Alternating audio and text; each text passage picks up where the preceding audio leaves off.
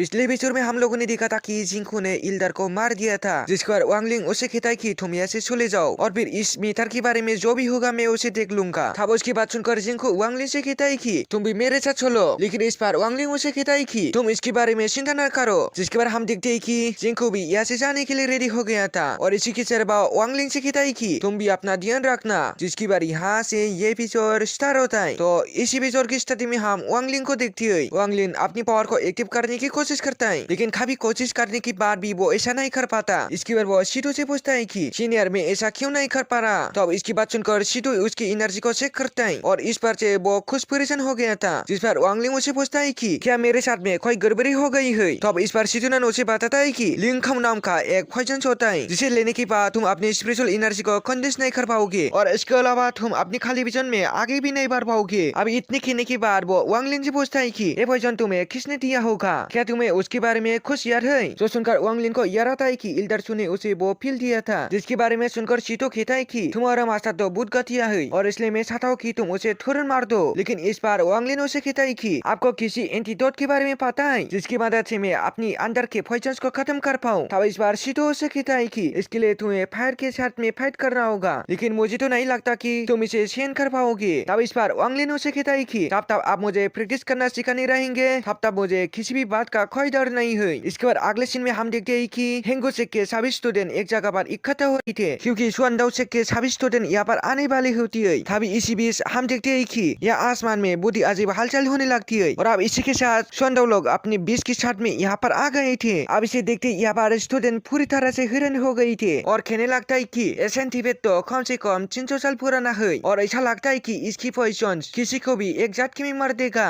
तब इसके बारे में जानकर वांगलिंग कहता है कि ये तो सही समय पर यहाँ पर आ गया, क्योंकि असल में वो इसका पॉइजन का इस्तेमाल करके अपनी अंदर की पॉइजन को खत्म करना चाहता है। अब इसी के साथ हम देखते हैं कि सुअंडाओसेक के लोग यहाँ पर आने लगे थे, जिसके साथ में एक बॉडी ब्यूटीफुल डिसाइपल भी होती है, जिसके सारे पावर के सामने वो सभी खुश नहीं कर पाते और इसमें से बहुत सारे लोग इसके ब्यूटी की तरफ अट्रैक्ट होने लगे थे। तब एक देखकर मास्टर अपनी पावर का यूज करके इन सभी को बाहर लेके आती है। इसकी बार बॉलर की कहने लगती है कि मेरा जन्म वाटर स्पिरिट रूट के साथ में हुआ था, इसलिए जिसके पास भी फर्स्ट लेवल का कंडेंसेशन होता है वो मेरे सारे पावर को नहीं रोक पाता। इसलिए वो हैरान होते हैं कि वांगलिंग की पास में भी तो फर्स्ट लेवल की कंडेंसेशन है, लेकिन इसकी बार भी वो इसकी सारे पावर के अंदर क्यों नहीं आ पाया। तभी इसी बीच हम देखते हैं कि याकी मास्टर सुअंडाओसेक के ऊपर गुस्सा होने लगता है, जिस पर सुअंडाओसेक का मास्टर कहता है मेरे डिसिपल का सिंगल वाटर फ्रूट के साथ में जन्म हुआ था, लेकिन इनके तो ये नहीं पता कि आखिरकार ये तो साधारण पावर है। लेकिन आखिरकार अब ये हाकिम मास्टर भी इसके बारे में कुछ नहीं बोल पाते।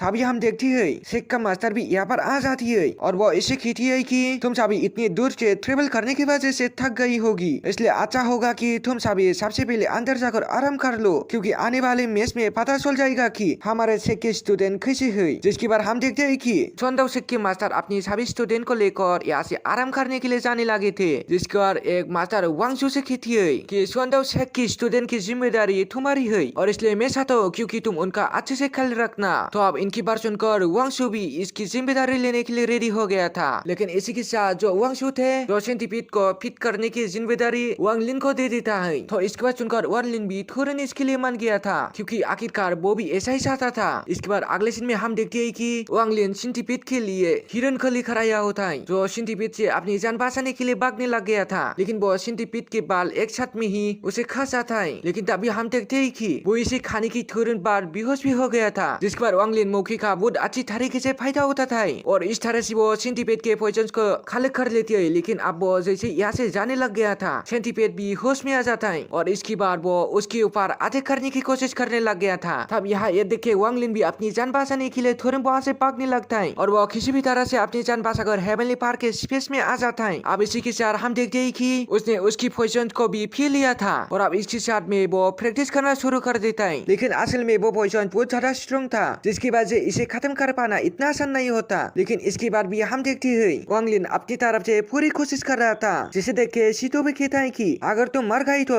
फिर उसके बाद मुझे यहाँ पर सैकड़ों सालों तक इंतजार करना होगा। लेकिन इस बार वांगलिन उसे कहता कि सीनियर आप इसके बारे में चिंता न कीजिए, क्योंकि मैं आपको किसी न किसी तरीके से यहाँ से बाहर जरूर निकालूंगा। इसके बाद हम देखते हैं कि वांगलिन फिर से इसकी बताई हुई तरीके से प्रैक्टिस करने लग गया था और अभी वो खुशी देर प्रैक्टिस करने की वजह से सेकंड लेवल में पहुंच जाता है। है, लेकिन असल में यहाँ पर इसके साथ में एक अजीब सा इंसिडेंट हो जाता है और हम देखते हैं कि वो कॉन्फिडेंस लेवल के लेवल 14 में आ गया होता है। जिसके बाद हम देखते हैं कि इस बात से खुद शीतू भी पूरी तरह से हैरान होता है। इस बार वांग लिन उससे पूछता है कि आखिरकार अचानक में लेवल 14 में कैसे आ गया। तो अब इस बार शीतू ने उससे कहता है कि शायद कोई इंसिडेंट है, लेकिन तभी हम देखते हैं कि संदो से की स्टूडेंट यहाँ पर इसे खुश नहीं होती है। जिसे देख के वांग लिन उससे पूछता है आखिरकार बात क्या है। तब इस बार इनमें से एक स्टूडेंट कहता है कि हमारा भी डिप्रेस हो गया और इसलिए उसके साथ में जरूर ही तुमने खुश किया होगा। तब इस बार वांग लिन कहता है कि मैंने तो जब उसे देखा था वो पूरी तरीके से ठीक था, लेकिन अचानक से उसे क्या हो गया। तभी हम देखते हैं कि इनमें से एक स्टूडेंट इसके ऊपर अटैक करने के लिए आ जाता है, लेकिन एल्डर शू ने इनको इस अटैक से बचा लिया था। जिसे देखकर बाकी सारे स्टूडेंट भी इनके साथ फायर करने के लिए रेडी हो गए थे। तब यहाँ ये देख के एल्डर शू कहता है कि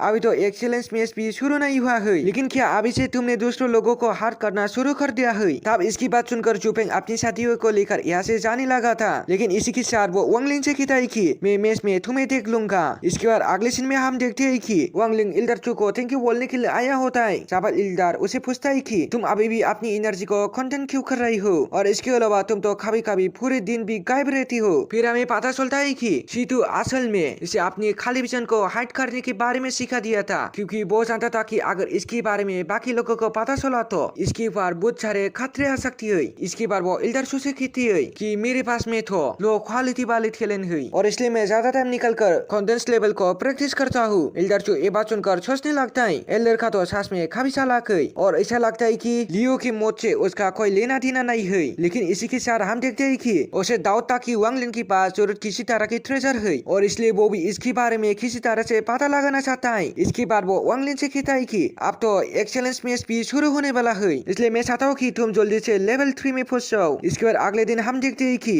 एक्सेलेंस मैच का आज स्टार्ट होने का टाइम आ गया था। जहाँ पर सभी लोग इसके लिए काफी ज्यादा एक्साइटेड थे, इसलिए बहुत सारे लोग भी यहाँ पर आए होती है, इसमें की वांग लिन की पेरेंट्स भी शामिल थे। तभी इसी के बीच हम वहाँ पर एक और ब्यूटीफुल लड़की को देखती है जो कि इस मैच को देखने के लिए बुरी एक्साइटेड लग रही थी, और इस लड़की का नाम ली मुआन होता है और ये हमारी इस सीरीज का फीमेल मेन कैरेक्टर होने वाला है। तब वहाँ पर उसका भाई कहता है कि जामा के लोग हमसे बहुत ज्यादा एग्रेसिव है और अगर शोंडो शेख के पास में एलेक्जर बनाने का तरीका नहीं होता तो अब इस तरह मास्टर के साथ में मेरा एक पुराना रिलेशनशिप होता, और अगर उन लोगों ने थेलेबत और एक एक्टिवेट नहीं किया होता तो उसको फिर हमें यहाँ पर नहीं आ पाते। तभी इस पर उसकी सिस्टर कहती है यहाँ के ज्यादातर मास्टर तो किलिंग को प्रैक्टिस करती है, लेकिन असल में मेरे जैसा यहाँ पर ऐसे बहुत कम लोग है जो कि इल्किमी से जो फील बनाना, वेपन्स रिपेयर करना और इसके अलावा बहुत सारे चीजों के बारे में भी जानती है। तभी इसी बीच हम देखते हैं कि शेख लीडर भी इस मैच को स्टार्ट करने के लिए यहाँ पर आ गए थे, जो सभी से कहते कि जो भी शेख का स्टूडेंट लास्ट तक यहाँ पर बना रहेगा उस शेख को इस मैच का विनर बना जाएगा।